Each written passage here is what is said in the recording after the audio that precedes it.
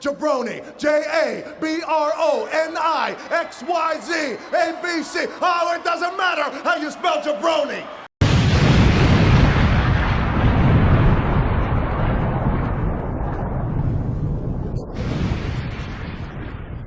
What's going on, everybody? Welcome to the jaBROnis, presented by BODYSLAM.net. I am your reigning, defending, undisputed jaBROni world champion. Joined, as always, with Mr. Mike Butler. You know, I'm in such a good mood. Despite everything that went wrong this week, we'll get into it, all that stuff. I'm in such a good mood because seeing you just completely unravel right before your biggest title defense in the jaBROni's history, it just does good to my heart, So I'm in a very good mood. It was rough. It was a rough one. Absolutely. Friday was rough. Very rough, very rough, very unexpected, and I don't like this news being dropped on me because nowadays it's going to be somebody that you like all the time. Usually it's like they were never really used and yeah, but now there's always just like one or two that, damn, why did they do that? Yeah, I got away with it I think I got lucky with it for a while. Just you did. Because literally, I mean, like Johnny Curtis, Fandango, Tyler Breeze, two of my favorites. They always seem to be like they could be on the cusp of just getting released because off the main roster on NXT, putting over young talent in their upper 30s, WWE kind of like sticking with their younger guys. But I saw originally Tyler Breeze, and then I was just in scroll panic mode because I was already upset, but I was like, oh, this means Johnny Curtis. This means and I'm just a couple scrolls later. Yeah. It was kind of surprising though, because they just had a tag team title run. You thought maybe that would buy them some time, I guess. And then, for Tyler Breeze, he's got, he's with Xavier Woods on the up, down, down stuff and everything else he does with the company. You got to wonder like how that is going to affect that up, down, down stuff. I don't know if Xavier Woods, if that's his or if that's partially WWE's. I'm assuming it's partially WWE's because there's superstars on there. So it was on the network. I think once that all happened, they put it on the network and stuff. So it's upsetting. And then, Fandango, first ever match that he had in the WWE on the main roster, at least, was WrestleMania 29 against Chris Jericho. Beat Chris Jericho. That dance becomes an absolute, like, it's world known because, I mean, you had people at hockey games doing it, soccer games doing it. It was all over the place. It reached #1 on iTunes for a while after that. It's crazy. So, they've both come a long way. I mean, Tyler Breeze was also one of the, before he came up to the main roster, was a main event NXT talent. So it's really unfortunate. And, who knows? They could bring them back at some point maybe, but I don't think so. But they're starting to bring back others. They brought back Samoa Joe, so we'll see where it goes. But it was a bummer. They really missed the boat on him because they had him as a comedy act, and WWE loves apparently doing comedy stuff. That whole Fashion File stuff was great. They had an opportunity to do more with that, have their own little thing. It's just, I don't know. I really thought that was a missed opportunity to continue with. And then still, I remember, even though it was nonsense, their Backlash match when Tyler Breeze did the whole janitor with the Usos was still like a memorable match for the situation that they were put in to be a comedy act and do this whole routine. But that one hurt the heart a little bit. Those fashion files were some of the best TV on WWE programming at a time when the WWE programming was very, very bad. Agreed. All of it, like the smallest details. Right. And I can remember watching Raw or tuning into Raw for the lone fact that I wanted to see if they were doing an episode of Fashion Police. Agreed. So again, you know, much respect to both of them for making chicken salad, chicken caca, you know what I'm saying? So I remember I was at one of the shows, and I remember it was a pay-per-view. I forget which one. It might have been like it might have been like around the Jinder and Randy Punjabi prison match that was in Philly, Battleground. But I remember they did a Fashion Files there. And usually when you're at a live show, you don't want to watch a segment on the Titantron, but I'm like hyped. Like, this is my most favorite part of the night. Yes. But just the little details and all their little pictures in the background that they have when they're trying to solve their cases. Oh, yeah, it was great. Inside jokes. So we'll have to see what happens with that. There was that writer that was let go after. Look, can't I don't fault them for that at all. I mean, although I kind of did. Like, why hire them? Like, you got, like, what do you know about these people that you're hiring?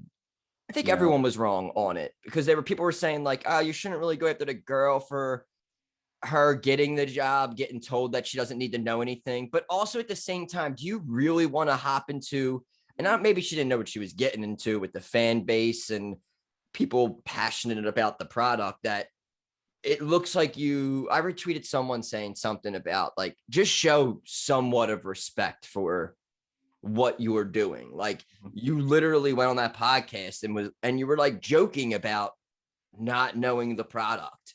And hey, they said you didn't need to know anything about wrestling. That's fine. That's a WWE problem, but I wouldn't have been on a podcast bragging about it at all.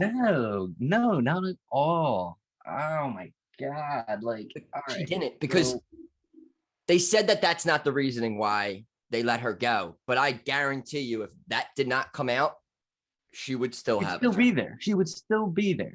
Yes, absolutely. And I said it on Twitter. Imagine, because she would still be there. Imagine how many people are in that room creatively, just like her. Doesn't know the wrestling business, or came in to that job not knowing the wrestling business, and maybe they've been there for a little bit. That just tells you. Do you think AEW, and again, I hate making the comparison, but do you think AEW has a bunch of people who've like no idea who Kenny Omega is? No. This person didn't know your WWE champion's name. Bobby Ashley. Who may or may not have been a part of this group called the Hurt Business last year. I don't know. I'm not sure. And they wear suits and they think they're cool. Yeah. That's like, again, don't blame her for getting the job. Blame her for doing an interview. Blame WWE for, I don't even know what to call it. Like, I don't get how you have so many people that you hire as agents, as on-screen characters. I don't think the talent themselves are part of their own creative process. But legitimately anything is better than hiring somebody who does not know the business. Get an agent in there, I see Hurricane Helms coming out, breaking up brawls. Get him in the creative room. I'm sure he's got some good stuff. Maybe he already is, and he's just overpowered with people who don't know the business. How about your talent? Let them shoot out some ideas more often. I don't know, man. I don't work there. I don't know how it works. I could be just spitting out nonsense right now, but it didn't look good for either party with that interview at all. No. I think it's just the way social media is and everything. I just think it's crazy how you would think you would go on and joke about that, even if you're a comedy writer and saying, I don't know anything about it. Like, That's just asinine to me. It's Like, stupid. It's stupid. I'm sorry. It's stupid. I would keep my mouth shut and be like, hey, I got a nice, maybe paying gig. I'm not gonna. This has also given me hope because, as you know, and a bunch of Twitter followers know, I have tried twice now to get into the WWE as a creative member, and I never heard back. Don't know why they don't really respond to you, but knowing that there is a person who has no idea what an armbar probably is, gives me hope. Maybe the next time around I see that link, I can be like, look, I know a lot more than your last hire does, so how about it? I was just thinking the other day when that happened, I was like, wow, they're probably gonna have a surplus of people being like, dude, I'm applying to be a writer. Right. I mean, come on. How many times have we booked their show accurately on this show? Tons of times. We did it again this past week. It turned out. They would SmackDown and everything. I'm Yeah. pretty sure towards the end of SmackDown, everything's set up for some stuff we talked about here for a while. I don't know. Whatever. But what do we know? What do we know? We've just been watching that We just watch it. We have 30 fun. years. No big deal. All right, we could go anywhere with this. We could talk about more releases. We could talk about. Well, I mean, the releases. I mean, I don't mean but like, I don't mean to be rude, but I didn't know a lot of them. You know, Brizango was definitely the biggest one. I know Roderick Strong's wife was part of it. Yeah, Bollywood Boys. Sing Arturo Brothers. Rose. Yeah. But yeah, for the most part, there's a Kurt Stallion. A lot of the people were either somewhat injured, off TV, not being used. The only thing, honestly, was Breezango. Breezango literally just shot an angle recently with Imperium. So, again, Everrise was another one. Killian Dane was another one. There you go. Everrise was a little bit of a surprise, honestly, because it seemed like they're treated as a comedy gimmick or whatever. They had their own little TV interview show they would do with their mugs and everything. And it seemed like they were trying to do something with them, but that was a little surprising to me, actually. I thought they would, but look, I mean, we just got to get used to it every deal. And I didn't do it last time a round of releases happened, but I mean, this is probably going to be a spoiler for the end of the show, but if this dude, Nick Khan, was not involved in this business, I think a lot of these guys would still be here. I really do. And WWE can say that he was not the driving force behind it or whatever they want to. We know why he's there. We know what he's doing. And like we said with the person who was fired, we know how much of the wrestling business that matters to him, which is like that much. See that? So nothing. You know, it's this dude. You know, it's this dude, and it's awful, absolutely awful. But on the bright side, it's not like 10 years ago when these guys get released and there's like nowhere else to go. You know, you got places to go. Now it just seems like okay. Yeah, like firings are happening every few weeks that it's just like these companies aren't going to be able to hire all these people because WWE for the longest time did the not releasing people all the way back to when Luke Harper was just sitting at home and wanted to be released. And they were people who were injured once they were healed up, that time when they were injured did not count towards their time with the company. Time got added on until like they were keeping people away from companies. Now they're letting go of everyone. And you're kind of just like, hey, I don't know how many of these companies can take on all these other talents. Like I don't see Breezango going to AEW. No, I mean, I could probably see them going to an Impact or maybe an ROH, but Um, I had something that I was gonna say. Yeah, when AEW was first getting the buzz about them like becoming an actual like company, WWE started doing the talent hoarding and signing just anybody. I mean, that's why they signed Riddle. They didn't want Riddle going anywhere, or that's why they got in business with PWG because Riddle was going there.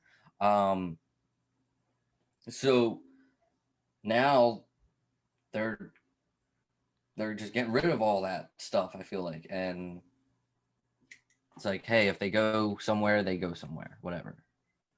So, but let's move off of these firings. And I mean, it's just become each week. It's like it's almost a segment each week. Who got really fired like from every other WWE this week? There's like something to talk about as far as firings go. We could go for what else? We could go into the shows this week. We had Dynamite on Saturday night. We had a somewhat fun Monday Night Raw for the most part. Somewhat. I would give that Raw probably maybe like a 7 out of 10. Mostly very enjoyable. Yeah, I think it was the best Raw of this Thunderdome pandemic era. Because when I do the Monday Night jaBROnis, the review for Monday night, for the most part, I was going through, and towards the end, I actually write like a little paragraph, just like the show, not like the show, but I still go down that love announcing matches ahead of time, love qualifying matches, fantastic. But the women's division on Raw is the biggest joke in the world. Everyone looks like a geek. And I don't, from the Alexa, Shayna, Voodoo stuff to Charlotte and Rhea, eye humping each other for about a minute. It's just sprinkled with nonsense. And besides that, great show. But all the women's segments really bothered me. I was going to argue your point there about it being the biggest joke because I was going to throw SmackDown in because they have like no women. But at least SmackDown, they don't have those types of goofy segments that you just mentioned. So I'll give you the edge there. Raw is definitely a joke when it comes to their women's division. Our Raw Women's Champion came out and said, Charlotte cheats and she gets away with it all the time. So why can't I cheat? And Adam Pearce and Sonya are just like, really? Really? Like that your child. You didn't even mention the Eva Marie Doudrop. You didn't mention Nikki Cross and her stuff. The superhero thing. Oh, all the way. Every segment that involved the women on Raw was like, okay, down to the point where why do the women qualify for a singles match? The women have to be in a tag team match and then both of them get in. Like, why can't we set up some singles matches and stretch out? Money in the Bank's not till That's right there. That's what my issue was. They like all the men for Raw are qualified except for the one spot. They did it all in one night. We don't need that. Like you got a whole month. You got 4 weeks of build up you can do. But instead, you're gonna have your 4 men, and for Raw at least by the end of Monday night, you're gonna have probably SmackDown relatively soon. And instead of like having a qualifying match like the week of Money in the Bank, you're gonna have all of them sitting on top of ladders again, looking at the briefcase. You beat me to it. I was like, dude, they always have to leave that week where everyone has to climb up the ladder, even though it means nothing because the pay-per-view is not for another 3 days, and they all just climb up and try to grab. Why do they try to grab the briefcase? It's like, oh man, if I grab the briefcase now, I won't have to show up 3 days later and actually be in this match. I'll just take this. No, it's something real. You could just had 2 singles women matches this past week to qualify. Bring it back. You could do something where you have this Eva Marie. You could have Eva Marie win hers, Doudrop win hers, and have them have a match then at that point and continue. I just don't understand why they just throw people together and then just because you got to have the tag team match. Like you're gonna have the 4 Raw superstars in a tag match probably. I mean, who qualified for Raw for the men's? You got Riddle, you got JMO, and Ricochet. Ricochet. So you'll probably have like Ricochet and Riddle versus JMO and AJ Styles or something at some point. And that was the other thing. So it sounds like I really didn't like Raw, but there was just a few like that. We're not like pissing on this episode of Raw. We're pissing on what they're going to be doing within the next few episodes of Raw. Because they contradict themselves again like crazy. We have a backstage segment with Jinder, Jeff Hardy, Cedric, Sheamus is there. And the way they did with Sheamus ever, like he's trying to get the match and then he's playing the good old heel, like, oh no, my nose is actually still messed up, and he bounces, he's out of the way. But Jinder, great point. She's like, what are up all these? I'm a former WWE champion. Jeff Hardy is like, why don't even we get a qualifying match? Like, what is going on here? And it goes down to the point where he says, it just so happens if one of these qualifiers ends up getting hurt, like, I want to be an alternate. Instantly, I'm like, yes, let's go. I know what we're doing here. I love that. But later on in the night, the 3 men who lost their one opportunity to be in the Money in the Bank match. Now this Monday, triple threat match, a second chance. Like, why? Why isn't there a match between Jeff, Cedric, and Jinder for the final spot? Why is it again like Drew McIntyre, Randy Orton, AJ Styles? Yeah, great match. But honestly, none of them are winning Money in the Bank. So really, I don't think Styles is going to be winning Money in the Bank. If Drew McIntyre wins Money in the Bank, it's just, I mean, the only one out of them I don't like Drew McIntyre in a Money in the Bank qualifier anyway. You know, and the fact that he's getting 2 is pretty ridiculous. I mentioned on the Untitled Raw review that I think it's really stupid that the night after he loses a match with the stipulation being he can't get another WWE championship match, he's in a Money in the Bank qualifier for a match that'll give him a WWE championship match as Bobby Lashley is champion. So are they going to? They can't really make sense to me. They can't. So if he wins it, they're not like, is that what they're going to, if he wins it, that's what they're just going to do a storyline where TikTok till next year. You, but I have the Money in the Bank. So it's not really a challenge. It's like me just cashing in. I cashed in on you. I didn't challenge you. I cashed in on you. Yeah. Like, is that how vocabulary difference? Yeah. I don't know how it would literally just be a thing where Drew has to wait for someone to beat Bobby. And as soon as they as soon as he gets beat, he's there, but it has to be within 365 days of. I don't know. I want to see someone wait the whole year. Never seen that before. I want to see someone wait the whole year to cash in. TikTok, like very last minute. He's got, exactly. Got until next year at Money in the Bank. Be like, oh my God. But yeah, that was the one, like the triple, like the second chance match.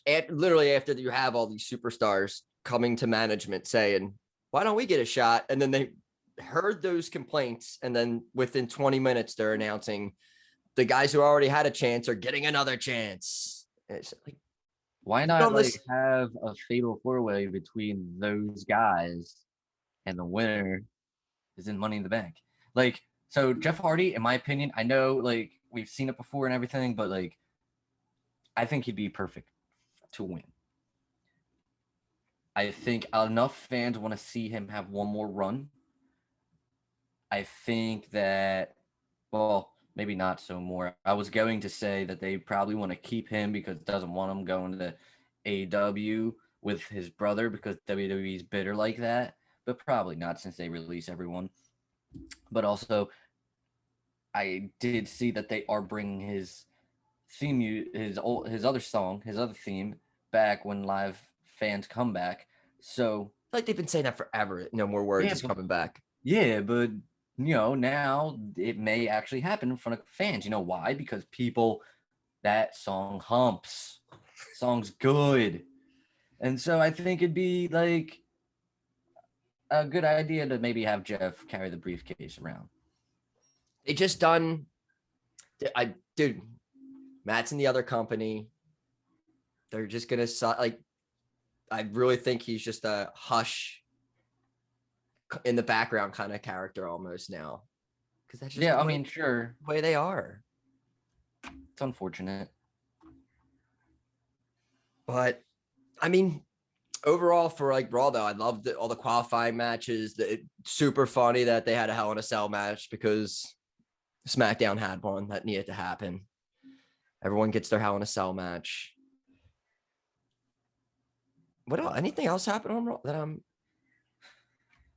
Was this the Lashley Woods Hell in a Cell match? Or was that like? Yeah, Lashley Woods. Yeah, Lashley Woods Hell in a Cell Nice match. little Good cell match. You know, can't complain. Just don't really like having the Hell in a Cell match anymore. I'm tired of it. I wish it was only like once a year, one match a year, Hell in a Cell, and that was it. But no. And they used it. Yeah, they used it well at the end to MVP getting in the cage after the ref left, locking it up and putting on the hurt lock right in front of Kofi. In between, Kofi can't do anything. We're building up to hot Bobby and Kofi Kingston. Yes. Also will be a great match. But the bigger question is, how are we doing with Bobby Lashley at SummerSlam? I'm still holding out hope for Brock. It has to. It has to be Brock. There's nobody else that you first off, there's nobody else on Raw that you can put up against him. That will be a big enough match for SummerSlam. So it has to be Brock. But if they can't get Brock, because it's been said that it's not a slam dunk with Brock as much as people think it is. It's not. They have, I know I'm not reporting it, but if you want to take it as, you can. I know for a fact they have a backup plan. And I know for a fact the backup plan is butt cheeks. Bobby Lashley versus Goldberg.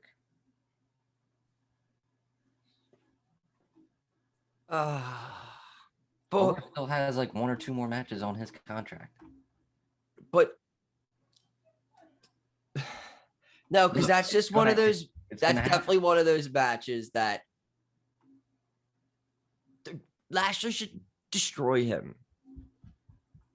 And he might, but like they have to use Goldberg for, if they do anything, they have to do something with like Riddle then.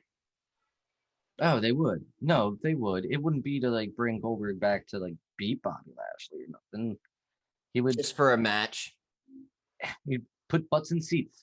Put butts in seats, you know? That's what they're doing. That's why they would do Lesnar. I don't think Lesnar beating Lashley either. It's to put butts in seats. It's proven, just like on SmackDown, they said that Roman has nobody. And they were getting ready to make an announcement saying that Roman was going to do something for the first time ever. Yes. And you know what? We're never going to find that out either. We're never going to find out what this is going to be so cool. And then after him saying that he went through everybody and there's nobody left, we have the return of somebody he already beat. I don't know if people have short-term memory loss. He stacked this guy actually on top of another person and beat him. But hey, even though you just said there's no one left, I beat everybody. Someone comes out that you already beat. And I think this is for the greater good though. It is. This isn't for Roman Reigns and Edge. This is for Seth Rollins versus Edge. This is what this is leading to. This isn't about Roman Reigns right now. No, it was perfect. Roman Reigns is gonna walk out champ. This is to set up Edge versus Rollins at SummerSlam. But it was perfect. Yeah, I mean, they are already building to it. I mean, Rollins was on Talking Smack and recorded his reaction to that announcement being made that they're gonna face each other at Money in the Bank. So I believe Rollins is getting involved in that Money in the Bank match for sure. So you had him, I mean, they had that segment with him talking to Pierce and Sonya saying that he's He should be the #1 contender, him and Roman. And then Edge comes back. Boom, boom, boom. It's the perfect setup for Roman to have that one more match before SummerSlam. I don't know if that's what his involvement is for Money in the Bank. If he's not it. Well, he wasn't in any qualifying. So if his only role at Money in the Bank is just coming out and no one's helping qualified Roman. for SmackDown's men's Money in the Bank, right? Big E did. Big E did. And I don't know if next Uso week and Ziggler was one either.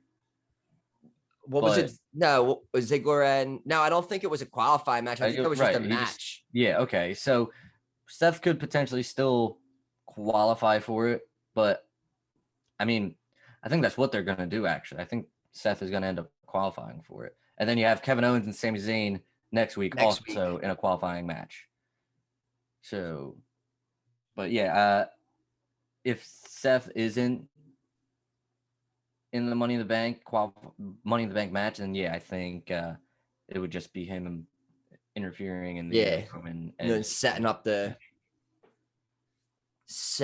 program of Seth and Edge. Edge looked gritty. He looked like a Viking for sure. Looked like a Viking warrior. Oh, look what I did there. Dude, nice plug. Go check it out, everyone. Stop it. Adam Copeland, Stars. Is that what it's on too? I think it's on Stars. I think that show ended a while ago. I was referencing the tag team. I was plugging his TV show. That's called Vikings. It was on like Sci-Fi or something. Dude, we're just plugging everything Adam Copeland. We got a lot of plugs. Hey, did you know check them out. Did you know Dana Warrior was on the creative team? I feel like I did hear that. Like still, no, not currently. It's currently on the Wikipedia page that I'm looking at. It seems up to date. That's crazy. Well, I mean, there you go, guys. There you go. Wonder what she's in charge of. Dude. Did she come up with Dewdrop? She's probably. She's definitely behind this Eva Marie inspiration stuff. It's super riveting. It's super riveting. Yes. I don't remember anything about NXT, or I don't even feel like maybe I watched NXT. I know Adam Cole and O'Reilly. They got that match at Great American Bash. Yes. I know that a lot of people were freaking out about Karrion Kross being on main event and not having. That was like generic entrance number 2 on your WWE video game for sure. We didn't have the smoke.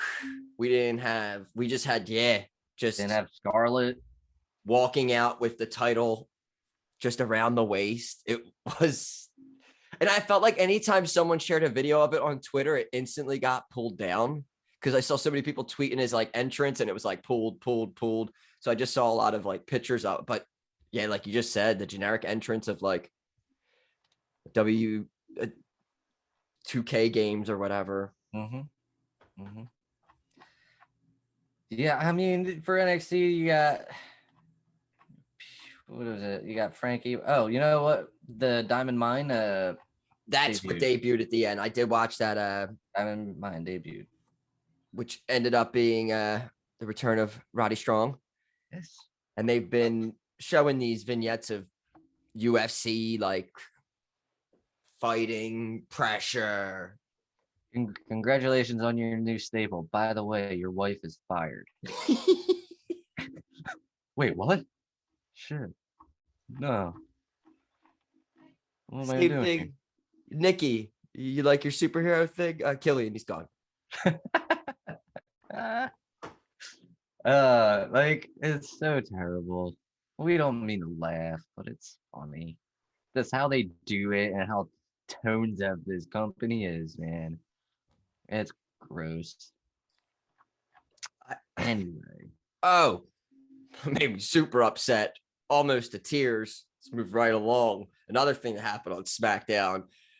We had Oh yeah, we didn't talk about this at all. Boogs Nakamura celebrating the new king. Say his name. Say his name. What's his name? What's his name? King Kingsuke. Nakamura. Kingsuke Nakamura. Is that what they Kingsuke. said? That's what I said. Kingsuke? I do like that.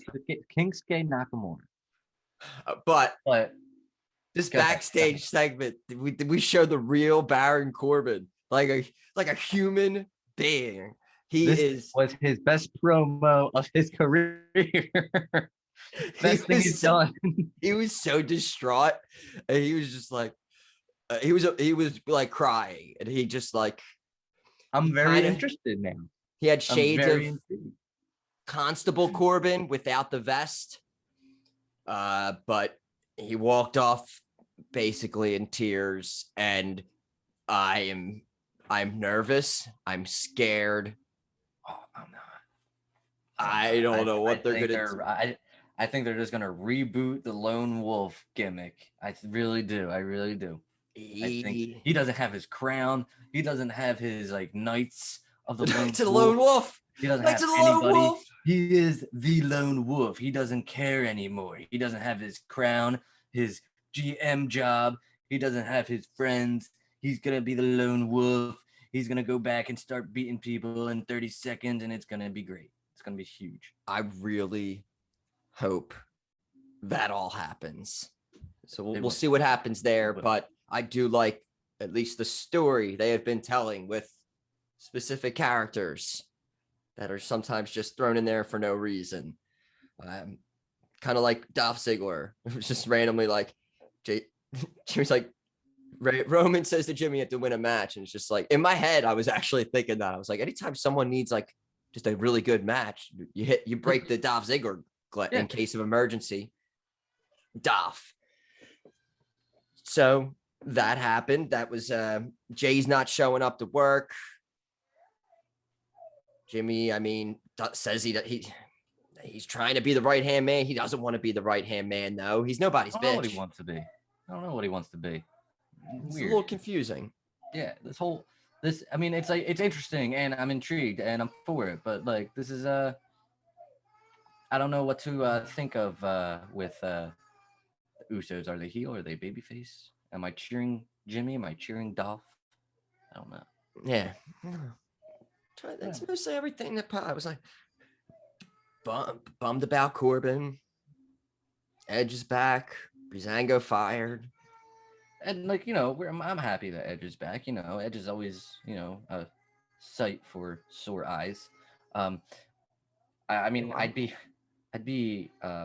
dumb not to point out that last week I did say that some of these returns have to happen inside the Thunderdome. It's true. This is very true.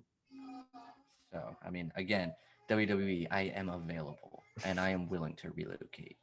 And he knows the product. I do know the product a little bit. A little bit. Just saying. And then, of course, we had Saturday night. Dynamite. Gotta tell you, I almost missed it because I forgot it was on Saturday. That happens. I ended up watching it a little bit past its begin time. I don't know what I was. I might have been watching some of the Suns Clippers, but I thought it was a great show. I thought I was really impressed with Dwayne Martin and Seidel had a really good, awesome match. Like really that Martin kid, like right towards the end, he did like a flipped over the dude into a stunner. There's a lot of like cool false finishes towards the end, and I really thought that they put on one hell of a match. Main event was good. We had our nonsense, of course, with Gallows and Anderson coming out and Jungle Express, everyone getting the boot and showing back up a little again. I mean, I love the show from top to bottom, really. I mean, Hangman Page versus Powerhouse Hobbs, that was probably the best way to start the night for sure. So Hangman got over. a nice laceration too on the back of his head, but still really, really good match. So Did over. you did you happen to catch the Conan and Conan, not Conan, Conan and Tully Blanchard face to face? Yes. Big fan of that. Oh my! The line he told Conan told him to learn Spanish because you might need to talk to your grandsons one day. Beautiful, beautiful. It was yeah. I mean, and then we had the. I remember as soon as they came down in the I was watching it when they came down. I was like, oh, that's FTR. That's FTR. I said it like immediately. I was like, I know those asses. That's FTR. That's FTR's asses. And then they beat down Conan. I don't know if it was the way the camera was set up, but does Conan have like a little fatty mass on his stomach or something? I felt like there was something sticking out of his stomach when he was getting beat up. I don't know. I did see that. I don't know You what. did see that. Yeah, I thought he had like a tumor or something, and we're like, why would a they little do bump this? coming out when he when he was upside down and they did the Yeah, it was abnormal. It was noticeable. It was noticeable. noticed. By the naked eye, I guess, by the very keen eye. I don't know. Those are my takeaways. There's and that Main was event was wrestling this week. Yeah. Main event was banging too. It was real good. Jungle Boy. Got a crush on the bunny too. Cool. But now I think it's come to our time where, and I don't even know where we lie on this. The jaBROni of the week. There's so many. Yes. But I mean, again, like I have mine. You know, Nick Khan. He was gonna be it 2 weeks ago, but I spared him. Not today, sir. Not today. First off, you look like an evil freaking scientist who sucks. All right. Secondly, you know, you got all these rumors about sales, and you got all your rumors about what you're saying about, like, did you hear some of this stuff? Like, try to find it. And I don't know if this is true or not, but this is just a rumor and innuendo. I'll call it for now. He doesn't care about what plans you had that they had for the Superstars release. He didn't care what they've done. He didn't care who they were married to. He didn't care about any of it. He just wants them gone. Ruthless, jerk, a-hole. He's doing it to save money, even though they made like $1 billion alone with the Peacock deal. That's who you should release next. Peacock, release them. There's not much else I can say about it. You know what you're doing. Everyone knows. Nick Khan, you are jaBROni of the week. Probably a good fit for jaBROni of the year, but we'll find out in January. All right. Mine was already talked about, and possibly again, it's not her fault, but such an idiotic move to do what she did. Denise Mobley has, since I saw this, was jaBROni of the week, because I once I saw that quote, I knew, I had that feeling that I was like, oh my God, they're gonna get rid of her like within a day or two. And when the next day when I saw that she got released, I was like, oh wow, no, really? What an idiot. Why would you ever go on and say, like, I just don't, it's so idiotic to me. And again, I'll say it, they said you didn't need experience in that, but it is so, think of any job where you need, like, down to like operating a ride at an amusement park, and then they tell you like, you don't need to know how to operate machines at all. It's just like, I just, it makes no sense to me. It's and then to just go brag about it on social media. I don't know if it's disrespectful, but mainly just idiotic, just to, I don't know. It rubbed me the wrong way. Rubbed me the wrong way. Well, look, they both deserve it. Miss Mobley, Mr. Khan, both jabronis of the week. I mean, maybe you can go right for the Daily Show or something. Or There you go. Maybe There you go. Trevor Noah could use you or something. If you're comic, stay away from wrestling. Yeah. Maybe Stay go kid. anywhere. But, you know. Late nights. Who are late night people still? You got Conan just Colbert. picked it up, actually. Conan's done. Colbert and Kimmel, Fallon. Oh, okay, yeah, Fallon. Go. That's more your realm. There you go. There. All right. Thanks. All right. Anyway, it's over now. All right. So, while there's an opening here, would you like your second clue? All right. So far, hold on. Family man. Family man. That's all we got. Okay. Family man. So here's the deal. And a recap. I lost to you at the last pay-per-view. Can't remember what it was. Totally forget. Hell in a Cell. We were just talking about it. All right. WrestleMania Hell in a Cell. WrestleMania Hell in a Cell. I can't challenge you since I've lost twice in a row. And so I have hired somebody to join my coalition. And we have agreed that that is the name of my coalition. It's Coalition. Super badass. Thank you. The ink is dry on the contract. It will happen. And last week I started to give Toph clues on who it was. And the first clue was that he is a family man. Now I am going to make this even easier or more intriguing for you. I'm going to give you the choice right now. You can either have a second clue or you can ask me one yes or no question, as long as it is not a guess as to who it is. Like, you can't ask me, oh, is it freaking Finn Balor or something? And you can't do that. So I'll leave that up to you. All right. I'm going to ask you a yes or no question. Okay, cool. Is it someone related to you? No. All right. Well, then, honestly, who I maybe thought it was, it's not who it is. Who did you think it was? Oh, I thought maybe you had you thought I was bringing in Mrs. Butler. I thought maybe you had another Butler. I don't know if you were throwing in a Butler brother. No. I didn't know if we were getting a cameo, because the first clue was family man. And I was like, I don't know if he's going to, family man, is he going to bring in another Butler to try to take it from me? Although I should get Dana to challenge one.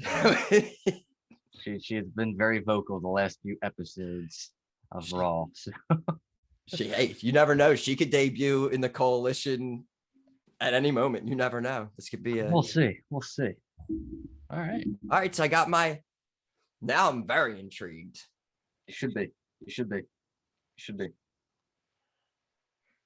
Like and it's I'm so confident in this individual that it is a he. I will give you that he will take your championship, because that's what he does. That's what he does. That's what he does. That's what he does. That's what he does.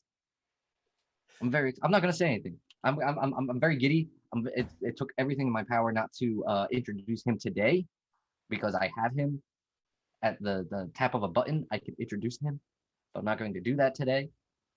I gotta stick to my guns. Interesting. All right. Now we got 2 more weeks, right? 2 more weeks. Yeah. On the road. On the road to Money in the Bank. All right. Now, before we get out of here, first you can find all episodes of the jaBROnis at BODYSLAM.net. We're on all podcast providers, Spotify, Apple's podcast. You know this whole routine. Go like, subscribe. We're on YouTube right now. If you're watching us on YouTube, subscribe, notification bells, all that nonsense. You got that. You can follow me on Twitter. We're underneath at jaBROni McCann. And you could also find a little side project every Monday Night Raw. I do a little review. It's usually out Tuesday. Monday Night jaBROnis. Little fun review of Monday Night Raw. It's been fun. Last week's I didn't put out till like late in the afternoon, I feel, on Tuesday, because I don't know why. I remember I was like slacking. That's what it was. I remember why. But yes, that's available every week over at BODYSLAM.net, along with all episodes of the jaBROnis. I did my point. And now, Mr. Butler. What? Yes. Okay. So I am also on Twitter at jaBROni Butler, at jaBROni Butler.